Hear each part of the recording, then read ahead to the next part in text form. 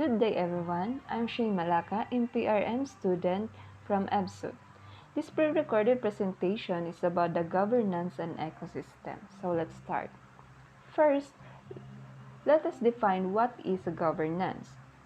Governance by means which define its goals, priorities, decision-making at a global, national or local level, including the legal and its policy framework, its institution, and the processing and mechanism.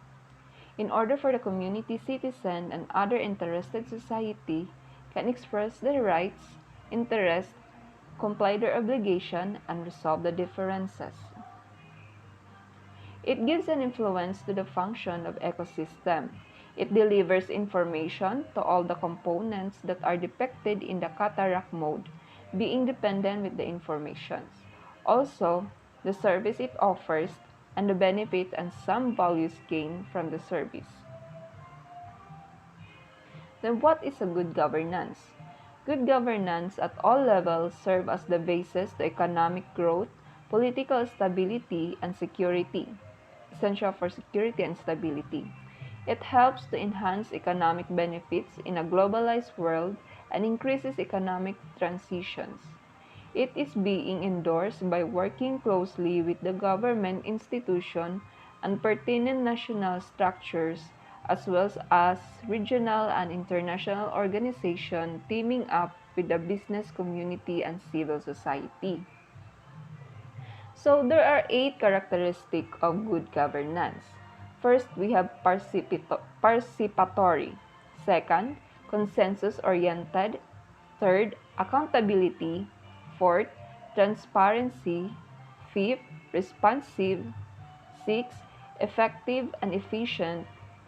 Seventh, equitable and inclusive. Eighth, rule of law. So let's define these 8 characteristics of good governance. First, that we have participatory. It requires that all groups, particularly those most vulnerable, have a direct or representative access to the system of government.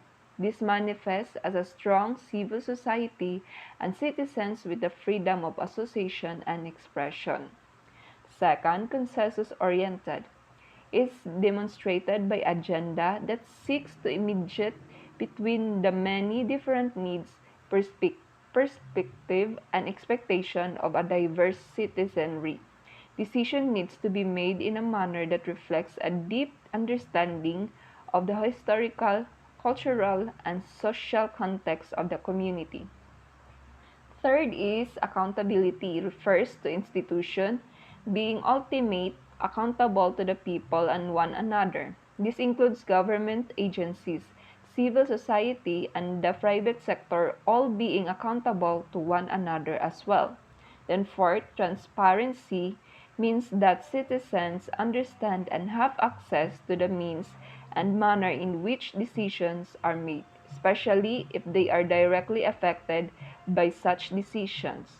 This information must be provided in an understandable and accessible format, typically translated through media. Then fifth, responsive, simply involves that institution responsive to their stakeholders within a reasonable time frame. Then effective and efficient is developed through the sustainable use of resources to meet the needs of societies. Sustainability refers to both ensuring social investment carried through and natural resources are maintained for future generations. Then seventh, equitable and inclusive, depends on ensuring that all the members of community feel included and empowered to improve or maintain their well-being, especially those individuals and groups that are the most vulnerable. Then last, rule of law is exemplified by impartial legal system that protect the human rights and civil liberties of all citizens, particularly minorities. This is indicated by an independent judicial branch and a police force free from corruption. Then Let's define what is an ecosystem.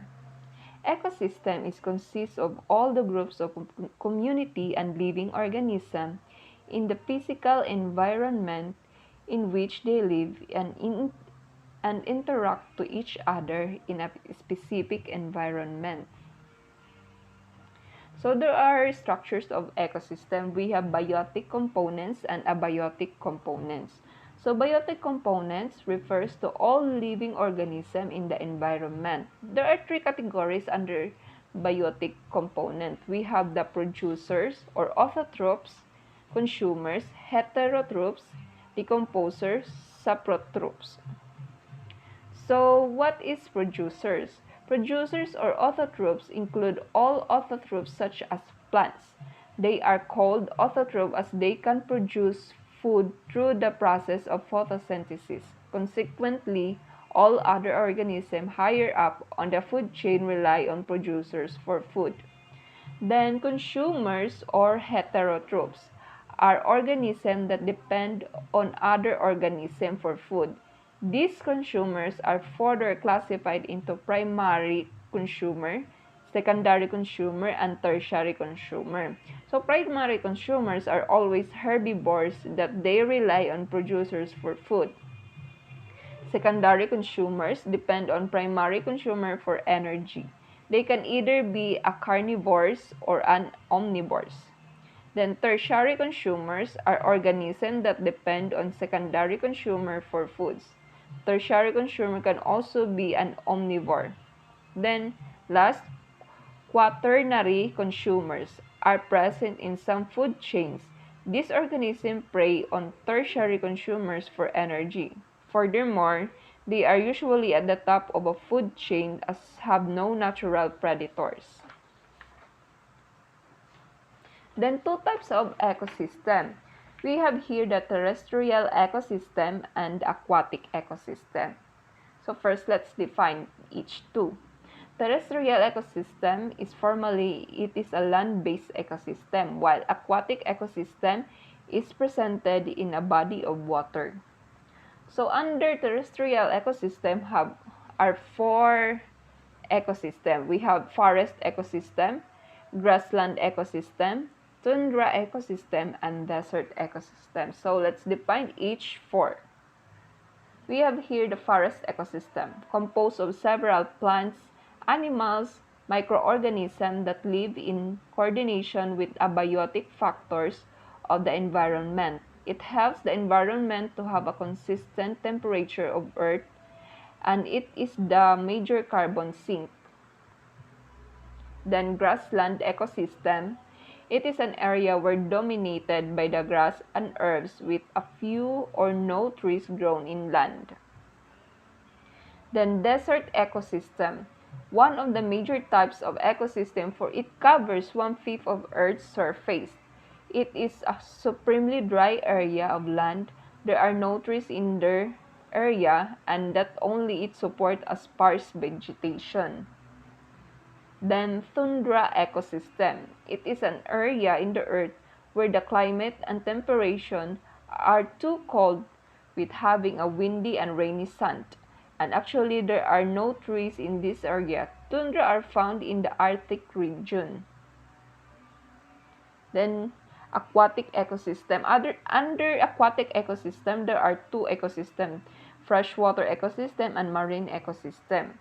So, freshwater ecosystem is a portion of Earth's aquatic ecosystem.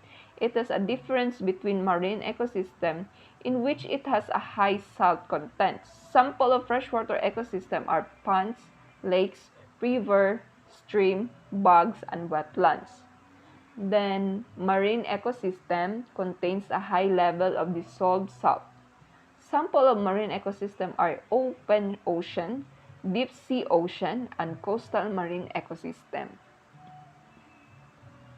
Then, when we combine ecosystem and governance, it is the act that creates disciplinary action for able to make a way how can human protect the environment and how to maintain the conservation in a sustainable manner. It helps the society to determine its acts and goals such as priorities, that are related in managing the natural resources in which it implements a rule, both formal and informal, to govern human behavior for decision-making processes as well as the decision for themselves. Its importance is It is important in achieving sustainable development, especially in protecting the environment. It plays an important role in reducing the tensions between countries on the use of natural resources, hence contributing a building trust and confidence in all levels and being consequences in strengthening securities. And that's all for this topic. Thank you and hope that you will have a nice day ahead.